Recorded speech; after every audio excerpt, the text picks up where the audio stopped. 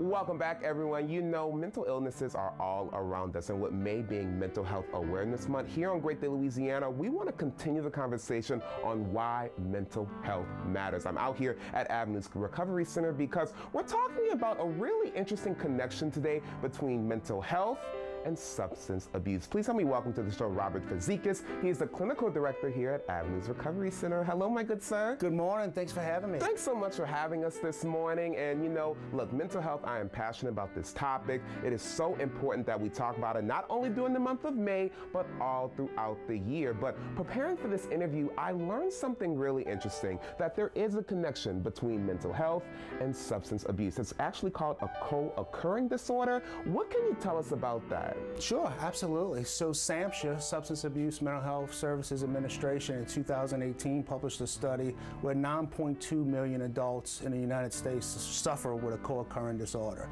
So what does that mean? That means that they suffer from a mental health diagnosis as well as a substance abuse disorder. So that can be any two. That can be someone who suffers with alcohol use disorder and major depression.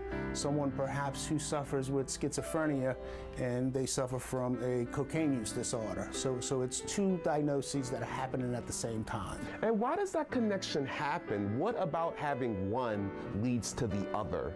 So we know that someone that suffers with a mental health diagnosis is more prone at some time to have an onset of a substance use disorder and vice versa. And so quite often that's a direct result of someone trying to self-medicate. So perhaps the person who is in a deep depression, they're using alcohol to help relieve the symptoms of the depression. And over time, they then become addicted to the alcohol. Wow. And you know, a big way to help not have that happen is to get treatment. You all offer treatment here at Avenues Recovery Center. I want to talk a little bit about you all's levels of care. First, let's talk about Detox Residential. Sure, absolutely. So let me start off by saying here at Avenues, we believe in extended care. The damage and wreckage that is caused by the disease of addiction and mental health is insurmountable. I explain it to the clients much like Hurricane Katrina. The storm comes through, it leaves, and then you're just left with a ton of damage.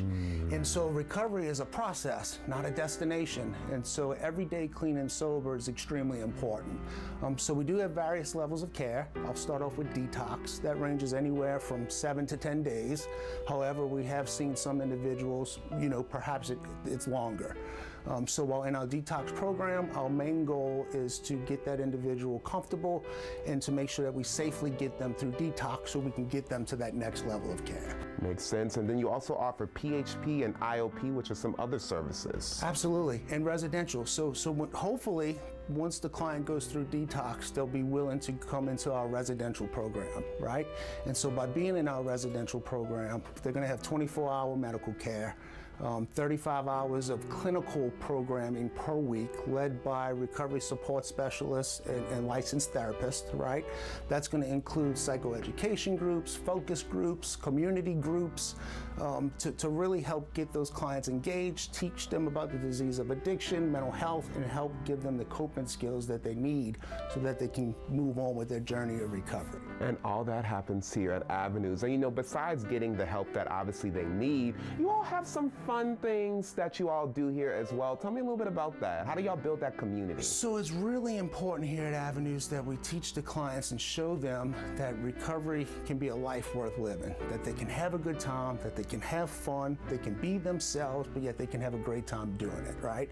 So every weekend we have some type of an event, whether it be a barbecue, sip and paint. The clients really love that, where they get to draw and do art and drink some coffee.